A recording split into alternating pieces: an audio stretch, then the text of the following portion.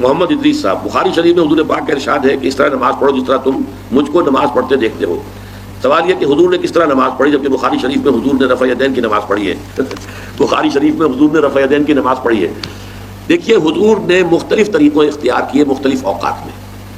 اب صحابہ کا طرز عمل یہ ہوتا تھا کہ مثلا ایک روایت آتی ہے کہ ایک صحابی حضور سے ملنے آئے، وہ بدوی تھے، دیہات کے آدمی تھے۔ انہوں نے حضور کو دیکھا کہ آپ کا گریبان کھلا ہوا تھا، آپ نے بٹن لگائے ہوئے نہیں تھے۔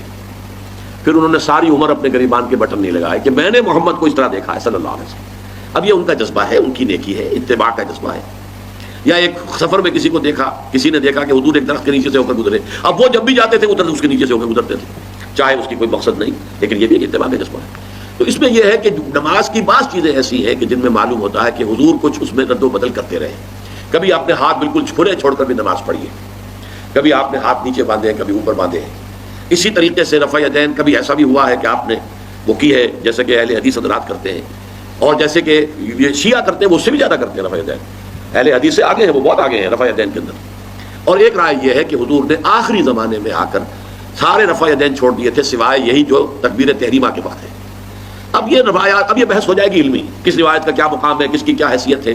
بخاری شریف میں جو روایت ہے وہ یہی ہے رفع یدین کی، جو آپ صحیح کہہ رہے ہیں، لیکن یہ کہ بخاری شریف واحد کتاب تو نہیں ہے حدیث کی، مصنف عبد الرزاق کی کتاب ہے، اور اسی طریقے سے اور اس میں یہ کہ امام مالک کے پیروکار، حالانکہ امام مالک مدینے کے دارالہجرہ کے امام ہیں، وہ رفع یدین نہیں کرتے۔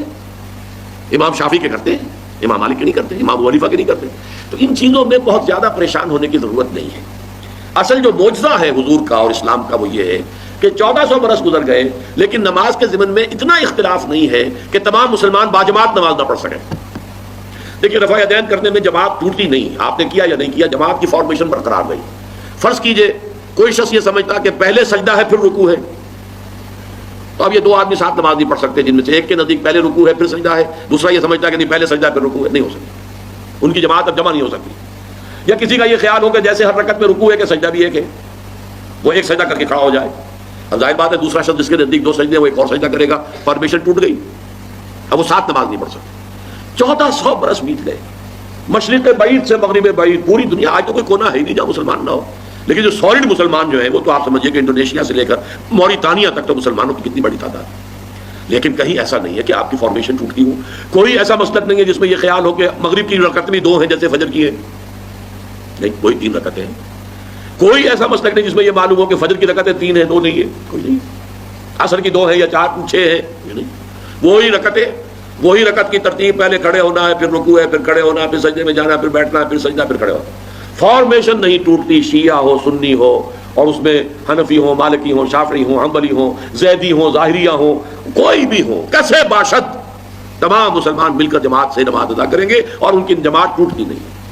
یہ ہے جس کو ہمیں سمجھنا چاہیے۔ یہ کیوں ہے؟ صلو کما رأیتمونی اصلی، کہ حضور کی کو جس طرح دیکھا صحابہ نے نماز پڑھتے ہوئے ویسے نماز پڑھ رہے ہیں، صحابہ نے ویسے نماز پڑھی، پھر آپ کے بعد تابعین نے اسی طریقے سے نماز پڑھی، پھر اس کے بعد تبع تابعین نے پڑھی، نسل بعد نسل منتقل ہو رہا ہے۔ باقی تھوڑا تھوڑا اختلاف اگر ہے تو اس کے لیے زیادہ پریشان نہیں ہونا چاہیے۔